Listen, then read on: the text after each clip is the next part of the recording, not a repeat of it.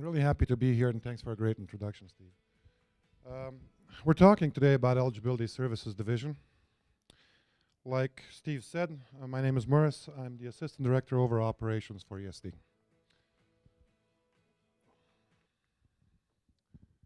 Before we start talking much about the changes that we have made in our system, I want to make sure that we mention who we are and what we do. For those of you that might not know, and I see quite a few familiar faces that do know what we're doing, let me just give everybody an introduction of what it is that we do.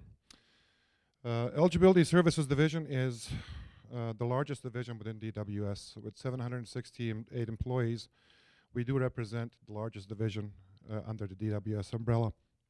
Our basic role is to administer public assistance programs for the state of Utah, and what that includes is programs such as Supplemental Nutrition Assistance Program or food stamps, child care, financial assistance, and about 31 different medical programs.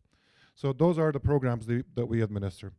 Now that you know what ESD is, let me talk a little bit about what it is that we do.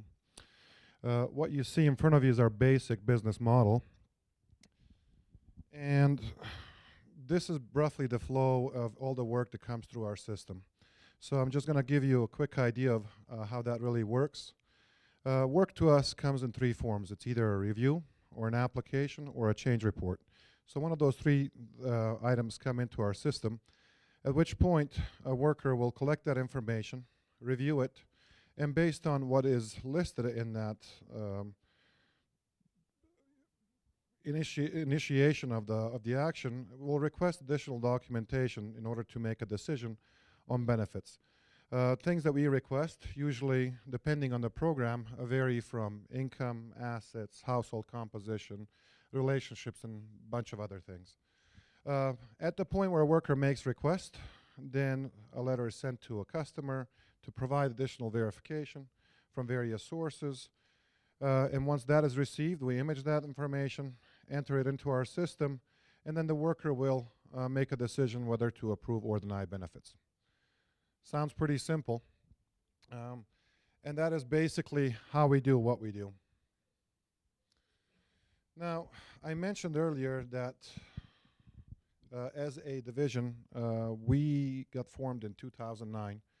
And since the time we were formed, we have gone through a lot. And these are some of the events that have actually made us into an organization that we are today, that have shaped and molded us because we had to respond to them. First one is something that all of us in this room most likely experienced, which is a large economic downturn. And whenever you're dealing with a situation where you're an agency that administers public assistance benefits, what that means with the economic downturn, your caseload will go up. And that's exactly what happened. In the years from 2009 to 2012, we've seen historic caseload growth for us, unlike anything that we've ever seen before. In addition to that, we were originally in a regional structure, and we became a statewide model and started serving our customers through a call center concept. On top of that, we have also created ERIP, which is a system that we have created internally to process benefits. And this was from scratch, and this is something that we have been involved for the entire time. Similar to everybody else in the economic downturn type situation, what you're always facing is give us better services at lower costs. So those are the events that we had to respond to, and like I said, that have shaped us as a division. Now, Steve spent some time talking about being part of a mature, well-performing system. And I just want to show how much improvement or what we have been able to accomplish in the years since we actually became a division. What you have here is a graph that shows the number of cases that we have been handling. So this is 2008, 9, and up to 2013. And these numbers right here represent our open cases. At the same time, this blue line right here is our FTE count, or full-time employee count. We started with 1,094 employees, And today, currently, as I mentioned, we are at 768. Uh, in addition to the FTE, we are looking at a $20 million reduction in operating costs as well. So, like Steve mentioned, we are a very proud organization at this point because we thought we have accomplished a lot in terms of cutting budgets, becoming more efficient with our resources. And something in 2013 came along that said, hey, you got to be even more efficient. So for an organization that was already, you know, struggling with high workload, our workers were dealing with, on an average, with a 60% higher caseload. We were asked to do a little bit more. So just to give you a picture of where we were at our QTO over OE baseline, so 60% increase in caseload. Our budgets were 28.4% reduced. We were operating with 315 less FTEs. And in terms of, I just want to mention this. This here says 16 days. What that represents is how far we were out processing tasks and requests from customers. So if you're a customer that has changed an address maybe, and you have let us know that you've changed your address, it was taking us 16 days to make a change on your case and start sending you mail in a different way. It might not be the best of examples, but we were 16 days out processing any task on any case. Our days to decision were much higher. The other thing that we also were contending with is with our increased caseload, larger number of phone calls coming in, our call wait times were approaching about a 30-minute mark. So this is where we were at QT over OE baseline.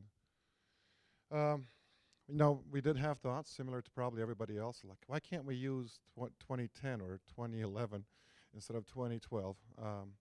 But enough with, I mean, we decided let's just roll up our sleeves and get to work and see what we can accomplish. I mean, that's usually the way we respond to any request in DWS, because we are a very evolving organization. If something's presented, we initially will think about it and figure out what we can do. Now, we weren't alone in this process, and what has happened after QT over OE was introduced to us, a nice toolbox under the success framework was given to us to assist us in reaching our goals. And not only were the fundamentals shared, but what we also received is some hands-on help from some pretty talented folks, and those included Steve Guthbert, who is in this room here today, Greg Gardner, and Rick Little, to just mention a few. So these were folks that actually helped us apply some of these principles. So let me share with you how we've gone around implementing all of this. First, we got to setting goals and targets. For us and for anybody else, in QT over OE, Q is the element of quality. And for us, quality has generally been an element that depicts case accuracy. So our Q prior to us redefining us was our programmatic accuracy. In the years prior to QT over OE, we spent a lot of time improving our quality or our accuracy. And at the point where this was introduced, our accuracy was internally already at 93%. So further gains were possible, but we would not be able to deliver the types of gains we would like to see in order to get a 25 increase overall. So what happened is we started negotiating with the Governor's Office of Management and Budget what our Q could be. And what we decided to have that be is a percentage of applications that we approve within 14 days of receipt. We talk a lot about quality in ESD, and it's going to be an element that we always are concerned about. So what we wanted to make sure is that we do not push quality to the side, and we keep it as a necessary condition to our success. So if we make, you know, if we process faster but our quality suffers, it would be no good. So we needed to maintain our quality while improving Q as well. This is one of my favorite slides, not because of this guy. That's actually the way most of us looked when we were doing this. But it's one of my favorite slides because it provides us with some aha moments. This is a fast diagram, and I remember when we first embarked on this, we had roughly about 20 people in a conference room, a little bit smaller than this. And what we wanted to do is we wanted to map out our current condition. We talked a little bit about what our basic business model was, but when we started getting into the activities that we perform to follow that model, things kind of got crazy. As you can see, there's quite a few more boxes. There's lines going everywhere. As we've done this, you'll see a bunch of different colored boxes. We wanted to outline our essential and non-essential activities. And what was really eye-opening for us is this element that we picked up on that has kind of later on guided pretty much all the things that we have done in order to improve our timeliness. I'm not sure, you could probably not see this from the back, but what this talks about is pended and non-pended applications. I need to spend a little bit more time about what that is, just explaining that. When we have and I will in a minute, but let me just kind of make this point. For pended applications, what we have learned is our cycle time is 21 days if we receive the application online, or 22 days if we receive the application on paper. If we have an application that is non-pended, that cycle, the time goes to 2 days for online applications, or 3 days if it's paper. Now, let me cover what a non-pended application is for us.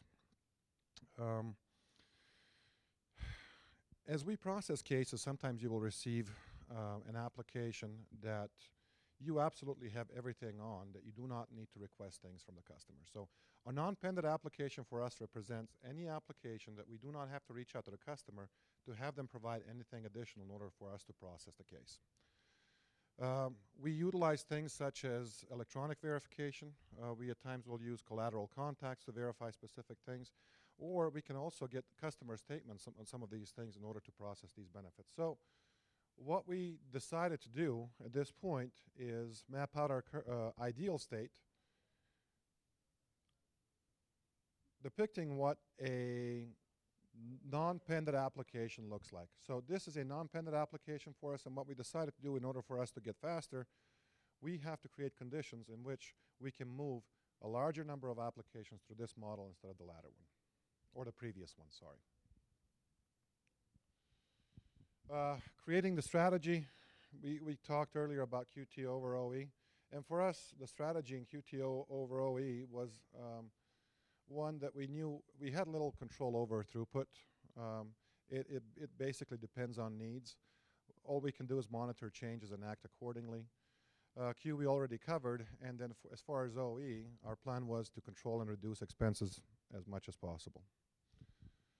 In creating our organization, what we decided to do is, and I want to talk a little bit about our hierarchy model without boring you too much with it. We had to select what organization or what part of our division we're going to be focusing on, and we selected our largest hierarchy. Our hierarchies are basically sections of the organization in which each worker might process a case. They're based on either specialization, so knowledge base, or they might be based on the population that we're serving. So you may have a Spanish hierarchy, but you also may have some hierarchies based on specific programs that we administer. So we've selected our largest hierarchy, where 40% of all of our staff are employed with ESO. And then we also decided that whatever lessons we learn in this process, we will apply this to all the other hierarchies as well. In building on success and engaging employees and customers, we realized that for us to be successful, our knowledge is actually limited about what the customers go through, what our community partners go through, and what workers need to happen. So what has been the cornerstone of our success is engaging all these parties and helping us create our strategy and roll out activities. These are just some of the things that we have done. And for those of you guys that are starting some of these processes, the one thing that we really fell in love with is our throughput rounds. They have given us, I'm sorry, there we go. They have given us a lot of feedback that we were able to act upon. Next, this talks about synchronizing projects and policy. For us, and I mentioned this, a lot of times we have quite a few competing priorities, and I'm sure that's the same situation in any organization. But what happens most of the time is the feds make a change, we have to make that change. For example, ACA comes along, and even though you might have fast plans or plans for improving your QT over OE, some of these things may take away from those focuses. So what happens some of the times is you have competing priorities, and what we decided to do is all the decision in terms of what needs to happen needs to come from our operations. So it was the system we had in place is operationally driven, but in order for it to be successful, it absolutely had to be supported by systems, training team, performance review team, imaging, practically the whole shop. Staying focused, and some of you guys have gotten a sneak peek of what this video actually looks like. This actually talks about harnessing harnessing your resources to come up to a specific outcome, and I'm going to play this for you real quick.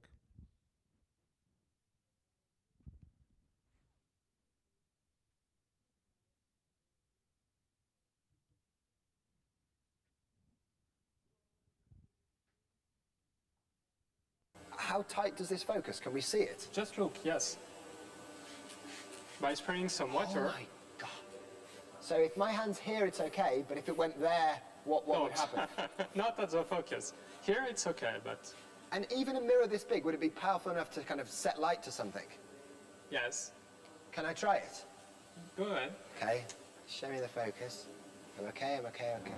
Oh, my life. Can we do that again? That's astonishing. I've never seen anything set light to wood that quickly. How hot is it in there? What temperature does it get to? At that focal point, we can reach a temperature higher than 3,500 degrees C, and there is currently no known materials that could resist this. There is nothing on Earth that can withstand the temperature right in the middle there. Nothing. And I'm pointing at it. Exactly. Just 2 square meters of sunshine can melt steel pretty easily. I would love to try and weld some stuff with sunshine. It'd be really nice. If you had 3 people sunbathing, they would be collecting that amount of sunshine. And look what it does. Despite having traveled 93 million miles, the energy of the sun can even melt rock. Look at that. See, to me, that's far more amazing than melting steel. Like, I see steel melt every other day, but I've never seen anything like that.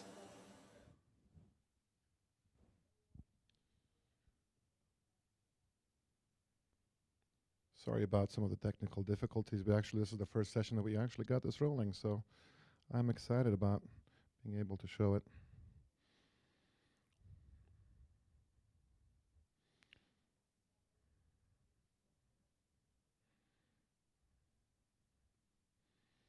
Okay, we're back in business. Hopefully.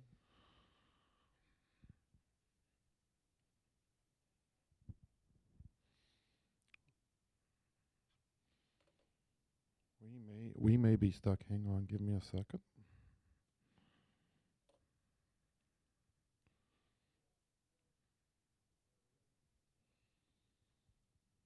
Okay. I might have to do this manually because the clicker just stopped working on me, or I've turned it off. Either way. Oh, maybe the battery died. So what I wanted to talk to you guys next is about how do we go about putting success framework principles to work, and the activities that we have completed and the way we have completed them in. So if you have questions along the way, please stop me, because I think we should be just fine on time. Focusing on Q, when I talked a little bit about the QT over OE, we knew that the item that we had the most control over was our Q. And the way we have developed formalized our strategy as on Q was in 4 specific items. So these are our 4 strategies that we have utilized to address Q. And the way we have come up with these strategies is by utilizing our staff to create them. So basically, I talked a little bit about throughput rounds, and what we've done is we got our staff into a room and we said, we need your help in finding out what are the conditions that we need to create in order to help you move more cases through that ideal state that we talked about earlier. And our staff gave us a pretty specific list that was prioritized in terms of these are the conditions that need to be met in order for us to do that. And the first one was one that said, we need your help in identifying the applications that you have said can be processed as non-pended. And during this process, we have fell in love with our non-pended applications that we gave them several names. We also called them one and done, and I'll refer them to as that. Our fast applications or our non-pended applications. They're all the same applications as the ones that we don't have to request verification. So our staff said, find a way to identify those and present them to us in a way that we can actually trust them. So when I click on an application, you say if it's fast, it needs to be fast most of the time. Okay. The next thing that we learned from our staff is it's a lot easier for them to process an application if the application has come in an online form. Most of the times, it's more legible. It's more complete, and it contains more information. So more information we receive on the front end, the easier it is for us to process the application.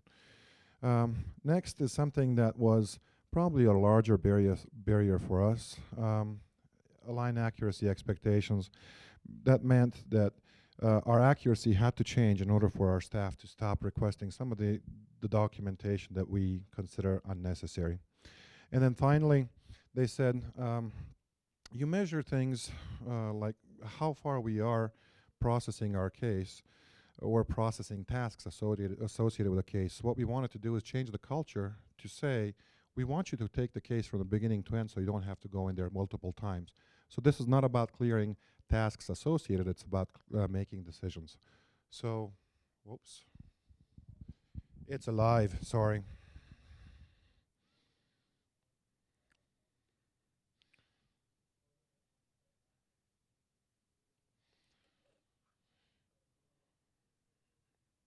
We're not going to let this deter us. Let's keep moving on. Okay, so 4 strategies, and we've done our 4 strategies in 2 phases. I want to talk about phase 1 and phase 2. For us, phase 1 were things that we immediately had to complete because our staff listed them as the highest priority. So these are the things that we wanted to accomplish in phase 2. We wanted to improve our online services. We actually receive applications through a portal called MyCase, and what MyCase does, you can log in and you can create an application and do various other things, but what we wanted to do is we wanted to have folks utilize that system more and submit more applications online and thoroughly. The next thing we wanted to do is reduce over verification, flag one and done cases, and I want to spend just a little bit of time talking about what this means for us. What we see as flagging one and done cases is creating an express checkout lane. What I mean by that is, I'm sure you guys have found yourself in a store where you have 2 items in your cart, and there's somebody ahead of you that has a cart full of things. And you basically have to wait for that person to be done until you can do your 2 seconds worth of stuff. What we wanted to create with the flagging of one and done applications is a way to identify those and move them in a different direction so we process those quicker. What happens is, for us, if a person is waiting behind another person to get their benefits approved, after 3 days they start calling. And what we wanted to do is with these applications, we want to process them so fast that the customer does not have time to call. So that was the basic idea of flagging one and dones. And then we also wanted to shift that focus, like we talked about earlier, and incentivize our staff. For phase 2, and I will address phase 2 in more detail here shortly, what we wanted to do is we wanted to expand flagging.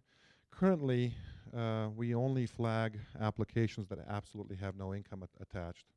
We want to expand that flagging to other 2 categories.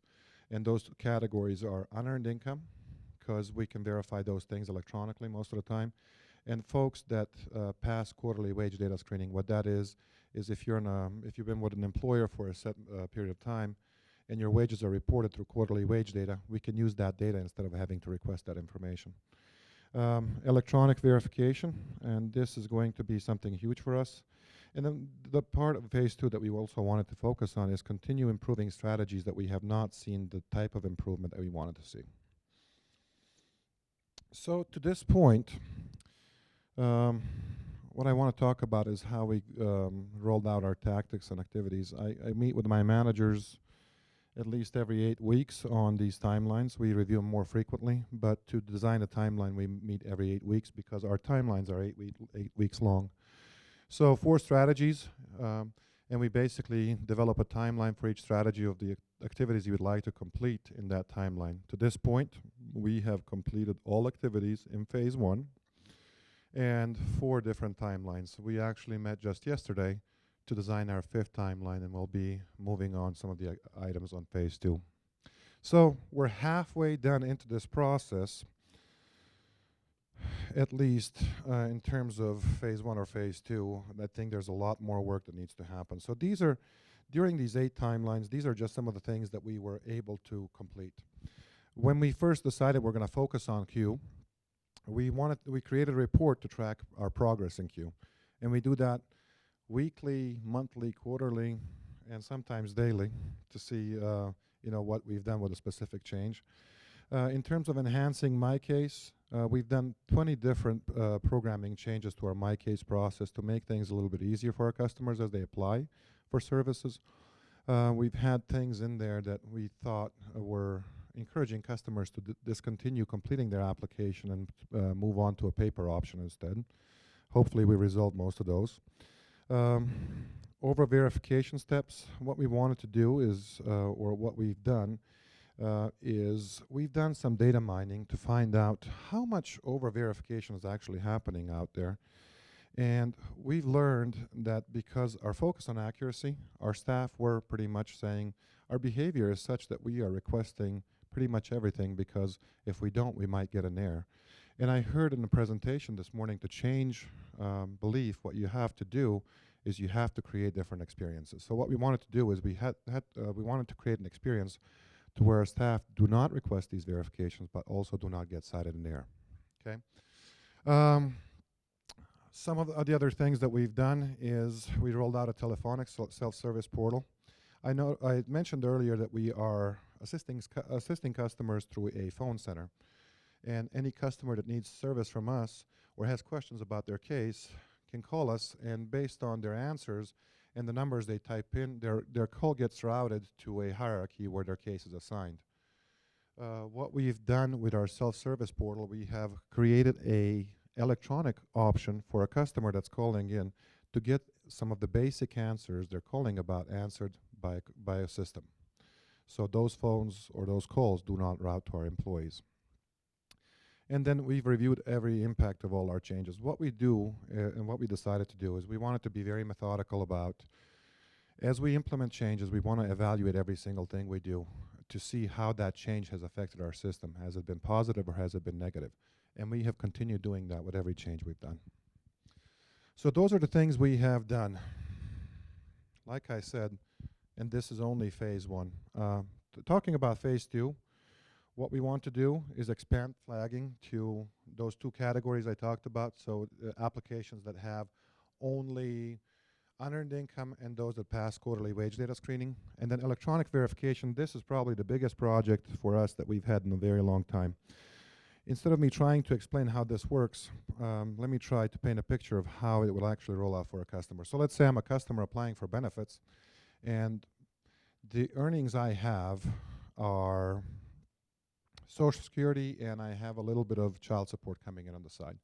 What we want our systems to design to do is to go out and reach out to Social Security, to RS, collect information, and confirm that information is accurate, post that information into our case, and then by the time the worker sees this application, all of this will be in the system. If you go back to our business model, this skips several boxes that we've identified and cuts our process short. So what that will mean is this is actually paving a way for us to make some electronic or automated decision. And then some of the things that we talked about also is continuing to improve strategies that have not responded originally very well. I talked about what we have done, and here come the data about what are the outcomes of all the things that we have performed so far. So how fast did we actually get? If you look at the graph on the right, it shows that we've started on and this is July of last year, 16 or so days out on decision. So it took us on average 16 days to make a decision. In August, we are looking at 11 on average between food stamps and medical. And our Q measure, which is the percentage of applications we approve within 14 days, our baseline was 59.5, and we are currently getting close to 80. Our most recent month was 87%. So that's where we are in terms of how fast we got. But staying focused, we expected some of the things that to not really respond the way we wanted them to, and some of them did not, and this is one of those examples.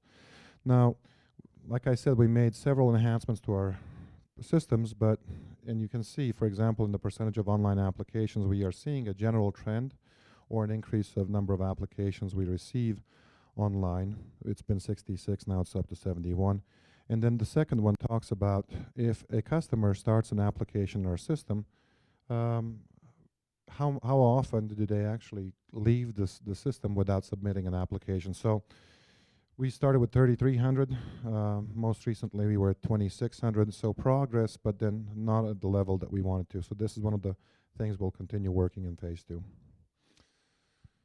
I want to talk a little bit about benefits that we were able to give to customers, to workers, and to our organization as whole. In Kristen's address this morning, she talked about, TOS is really about collaborating with your staff to make things function better for your work, smarter instead of harder. And that's, I believe, what we've been able to accomplish. With us doing that, there's some benefits for our customers, and they've profited in terms of our customers can't focus on things that lead to self-sufficiency most of the time if they have to worry about their basic needs being met. So now that we give them benefits more accurately and faster, they can quicker focus on those activities that will lead to self-sufficiency. As they're getting benefits from us, they have less verifications to provide on average, and those benefits are available to them faster. The other thing we were able to do is reduce call wait times significantly. Now, on the right-hand side here on the slide, this is one of the things that we've done in terms connected to review of our verification data mining and the efforts that we've had there. This is an example of a team or 3 teams under one manager that were processing 100 applications and the number of verifications they have requested as they process those. Now, if you take a look in November, and then after everything that we've done, this is the number of verifications that we are requesting and that we were requesting in the month of May. A 40% reduction in the number of verifications that we're asking for. Now, benefits to the worker.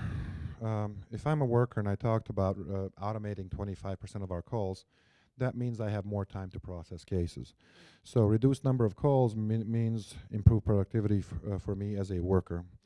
The other thing that with us changing the culture and pushing determinations instead of clearing tasks is that we remove the number of touches that the worker has to perform before they process the case. And this is another thing that we've kind of focused on with our over-verification data mining and evaluation. This is those same 3 teams that we talked about earlier. And this is the number of touches they had to perform on 100 applications before they were actually able to make a decision on that case. As you can see, a worker is not doing more work, they're actually just doing smarter work. So I would say from looking at that, probably 45 to 50% reduction in number of touches as well. And this talks about the benefits that we've had as an organization. This is not just about being faster, but I think we're overall better. The results we're seeing, and just bear in mind, this is phase 1 only. Phase 2 is still to come. We've improved our queue by 27% from baseline. We talked about maintaining accuracy at 93%. It's easy to do things faster if you don't have to worry about how accurate they are. You just continue doing things, right? What I wanted to make sure that we report as well is we're not doing this, or we're not faster at the detriment of our accuracy at all. As a matter of fact, our accuracy for the last 2 months has improved from our baseline, and we're in the high 94% instead of 93. And some of the other benefits to the organization is, I told you our call wait times were approaching 30 minutes when we started doing this. We're at 4 minutes right now.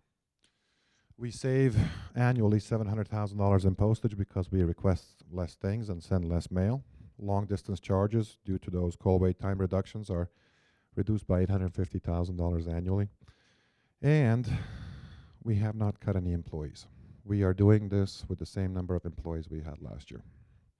So I just want to, I'm lousy at testimonials, but I want to kind of bear my soul on this. And what I want to say, the numbers only tell half of the story. For me, what's actually most telling is the relationship that we were able to create with our staff with the implementation of success principles and going through this process. I believe today our employees are empowered. They understand they drive the process that we are utilizing to become faster. Our interests align, and our staff are more cooperative and actually more willing to participate in the activities that we continue to do to make the system better. I hope the gentlemen that are sitting here that I'll be introducing here quickly would agree with me in that assessment. But we can ask them here when they come up.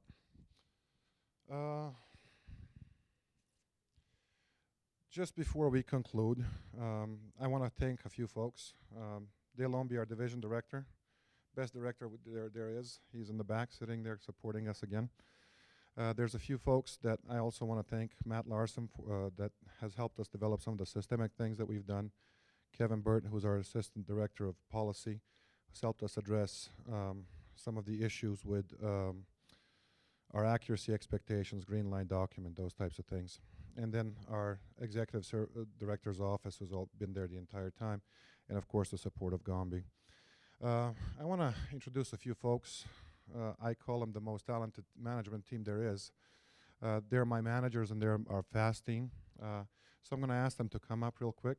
And from your guys' right to left, Chris Williams, Ben Mortensen, Gerald Gapmeyer, and Chris Dew.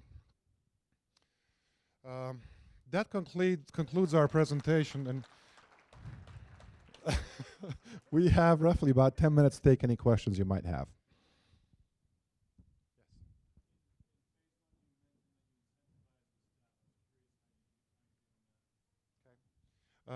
We do quarterly incentives, and they actually are not something that is very large in terms of a sum. For example, we give $200 to a team that accomplishes a goal, and a goal might be improvement in accuracy, improvement in timeliness, and as a team, if they meet it, everybody on the team qualifies. Other questions?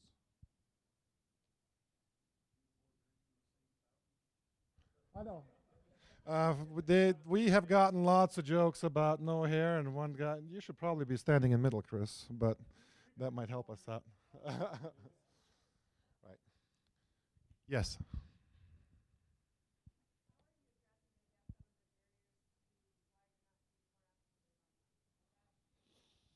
I'm going to ask Chris to answer that because each one of these guys is in charge of one of the strategies that we have. So most of the work on this has been done by Chris Dew, so I'll have him answer that. Yeah, so sorry, let me just make sure I'm clear on that. So can you ask that one more time?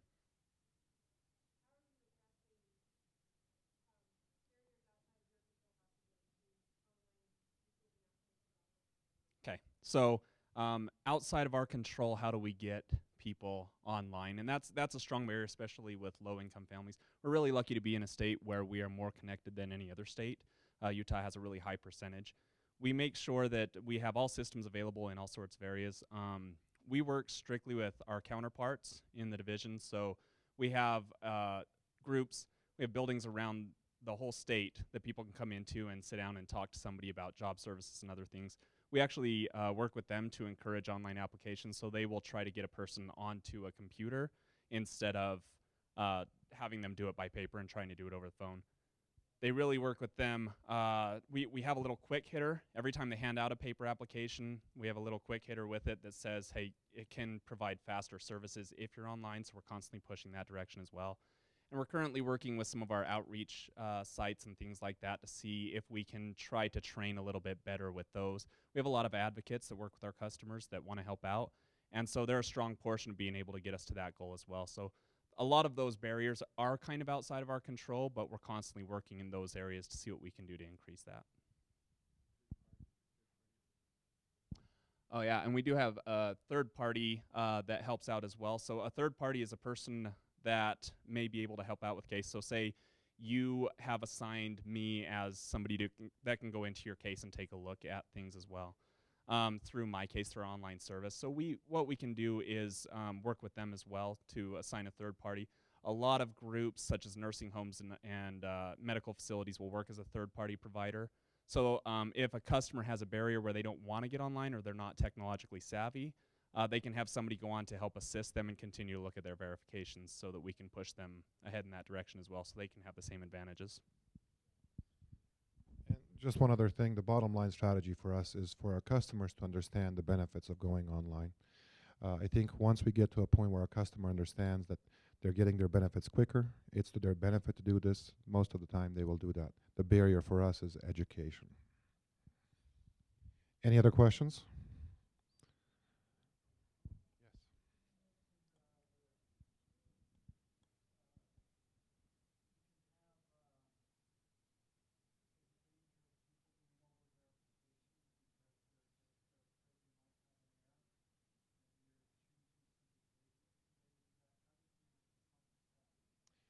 That was probably one of the hardest things for us to do. And do you guys mind if I take this one? Or, yeah?